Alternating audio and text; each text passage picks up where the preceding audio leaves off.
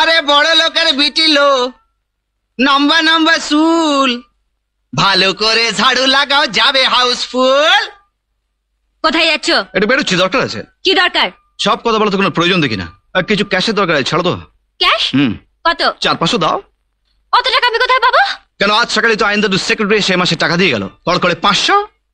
আচ্ছা দেখো, আমাদের বিয়েতে 1 মাস হয়ে গেছে, এবার তুমি ডিভোর্স ফর্মে একটা সই করে দাও।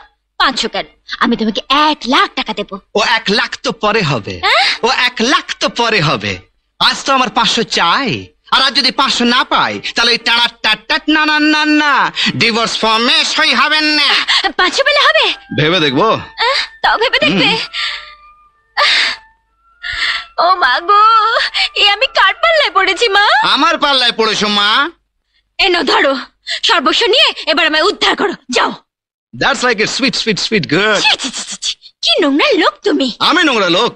আরে নিজের দাদুর সম্পত্তি বাগাবার জন্য কোনো মেয়ে যদি ভেড়ুয়া ঘর জামাই ভাড়া করে নোংরা মেয়ে না হয়, তাহলে আমি কিসের নোংরা লোক? আচ্ছা, তুমি তো আমার স্বামী নাকি? ভাড়া করা তো নাকি? আচ্ছা বাবা, ভাড়া করা, কিন্তু তুমি আমার স্বামী তো? আঙুল নামিয়ে এখন তো আঙুল তুলে কথা বলবো আমি। এখন থেকে তোমায় আমার শর্ত অনুযায়ী চলতে হবে। এই যেমন ধরো, আমার শর্ত হলো আমার স্ত্রী হাতে এই শাঁখা পরবে আর সিঁথিতে এই সিঁদুর মাখবে। আর একজন স্ত্রীর জীবনের সবচেয়ে বড় সম্পদ হলো তার স্বামীর হাতে পরানো শাঁখা আর সিঁথির সিঁদুর। এগুলো আমি তোমার জন্য কিনে নিয়েছি, পরে ফেলো। কেমন? আল্লাহ, উনি আমাকে অর্ডার করবেন আর তাই মেনে নিয়ে আমাকে গেও ভুতছে আসতে হবে। তাহলে আমারও একটা কথা জেনে রাখো সুন্দরী, যতদিন এই শাঁখা তুমি হাতে পরবে আর এই সিঁদুর তোমার স্মৃতিতে মাখবে, ততদিন আমি এই বাড়ি ছেড়ে যাব না। কি? ওরে বাবা রে, এখন আমি কি করি রে? ওরে বসা নয় রে, আরে কাম চালু রে, না তো টানা টাটা না না না না ডিভোর্স ফর্মে সই হবে না। টানা টাটা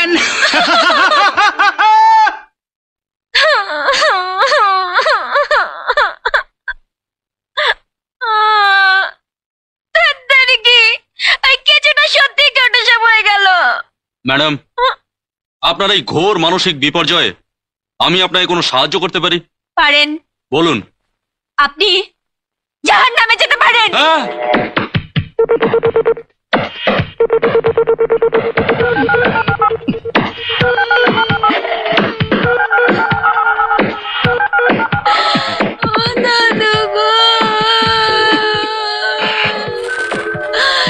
তুমি আমায় কোথায় ফেলে রেখে চলে গেলে গো?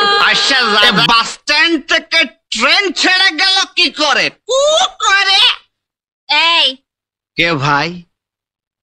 আরে প্রিয়ে, এখানে বসেছিলে মুখে ঢাকা দিয়ে?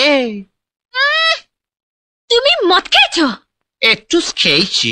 তুমি মাতাল? একটু মাতাল। ও মা, এই কে? এই কে?